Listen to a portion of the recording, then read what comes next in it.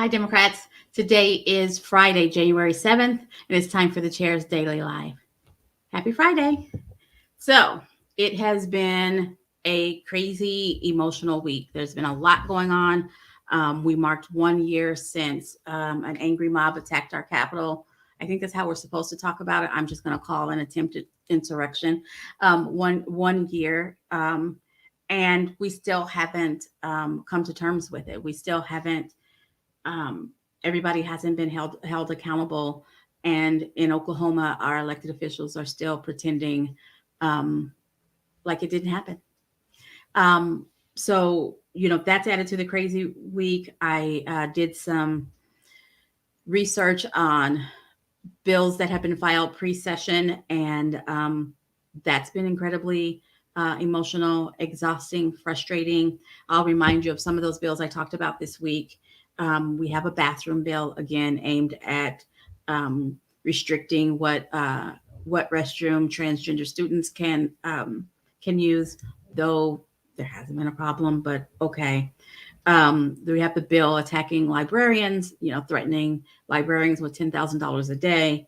We have the bill protecting insurrectionists and, playing our violin because they just went to the Capitol as they were invited. No one believes that. But that is what one of our legislators said.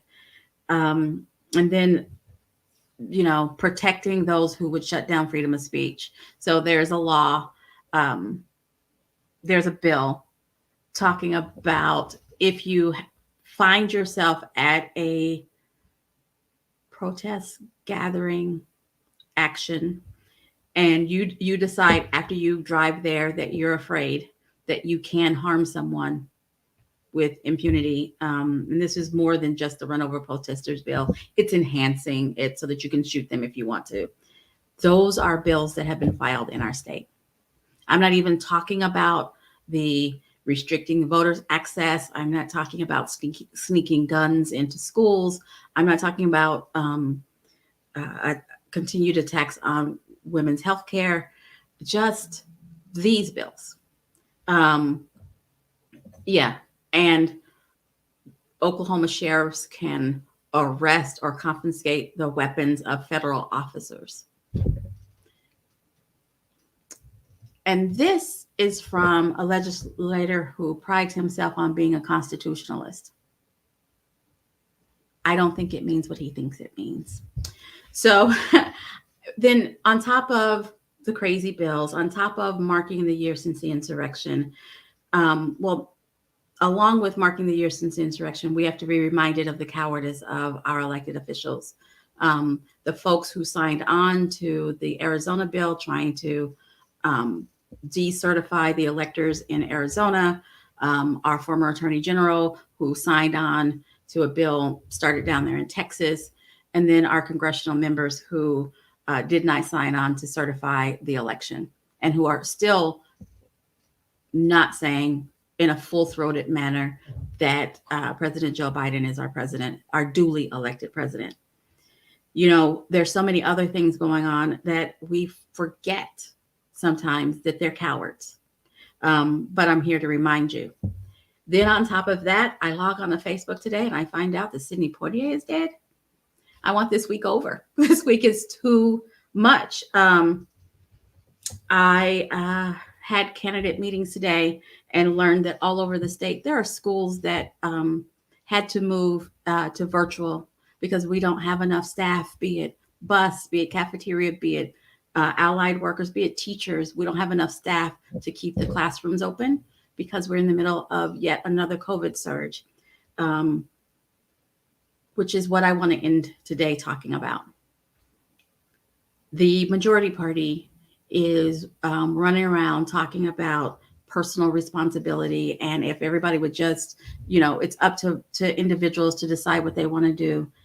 And I'm reminded that schools are closed because there aren't enough healthy folks to keep the school open. I want us to focus on, talk about, and practice shared responsibility. It is my job that if I do not feel well, if I feel like I've been exposed, to keep myself away from other people and not infect them. It is my job to keep myself as healthy as I can so that I don't catch and spread COVID. It is all of our shared responsibility to stay healthy, and failing that, stay away from folks so that we don't reinfect folks. That's what we need to do. And all of this personal responsibility and coded as freedom and liberty is nonsense, and it's selfish. I'm just going to call it what it is because it's the end of the week and I'm exhausted. It is selfish. We have a shared responsibility for our neighbor. It is up to me not to infect my neighbor. It is up to me not to take COVID to the grocery store and contribute to a super spreader event.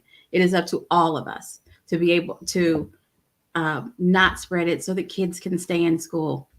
We learn the hard way. The kids need to be in-person school whenever possible, but we keep doing the thing that prohibits that. All righty, rant over. I want to remind you of the things that you can do to change what's happening in Oklahoma. Make sure that your voter's registration is up to date. There is an election in 31 days for school board all over the state. All over the state, there are school board elections on February 8th. It is your responsibility to do your research and find out if you have a school board member up. Like, I don't have a school board member to elect, but if you have a school board member to elect, and then do your research and vote for the candidate that is most aligned with your values. Make sure you're registered, do your research, request your absentee ballot so you can vote in the safety of your home, and vote. And then invite everybody you know to register, sign up for their absentee ballot, and vote. That's your responsibility. That's what we need to do. Next week, I'll be back to talking to you about being or finding a candidate, because that's still important.